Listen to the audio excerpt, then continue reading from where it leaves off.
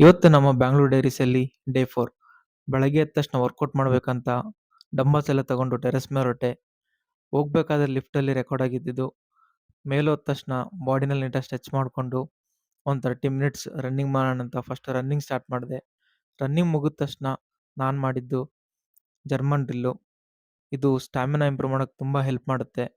Next ಒಂದು 100 skipping ಮಾಡಿ full body stretch ಮಾಡಿಕೊಂಡು ನೀಟಾಗಿ ಬಾಡಿ ಸ್ಟ್ರೆಚಿಂಗ್ ಎಲ್ಲ ಆದಮೇಲೆ ನೆಕ್ಸ್ಟ್ ನಾವೊಂದು 30 ಪುಷಪ್ಸ್ ಮಾಡಿ ಆಮೇಲೆ ಸಪಾಟೆ ಹೊಡೆದೆ. ಸಪಾಟೆ ಹೊಡೆದ್ಮೇಲೆ ಮೌಂಟೇನ್ ಕ್ಲೈಂಬಿಂಗ್ಸ್ ಮಾಡಿಕೊಂಡು ಒಂದು ನಿಮಿಷದ್ದು 3 ಸೆಟ್ ಪ್ಲ್ಯಾಂಕ್ ಹಿಡಿದು ಆಮೇಲೆ ಡಂಬಲ್ ರೋಲಿಂಗ್ ಮಾಡಿದೆ. ಇದು ಶೋಲ್ಡರ್ಸ್ಗೆ ತುಂಬ ಹೆಲ್ಪ್ ಆಗುತ್ತೆ. ಡಂಬಲ್ ರೋಲಿಂಗ್ ಆದಮೇಲೆ ಎಲ್ಲ ವರ್ಕೌಟ್ ಎಲ್ಲ ಮುಗಿಸ್ಕೊಂಡು ಎಲ್ಲ ಎಕ್ವಿಪ್ಮೆಂಟ್ಸ್ ತಗೊಂಡು ಕೆಳಗಡೆ ಬಂದೆ.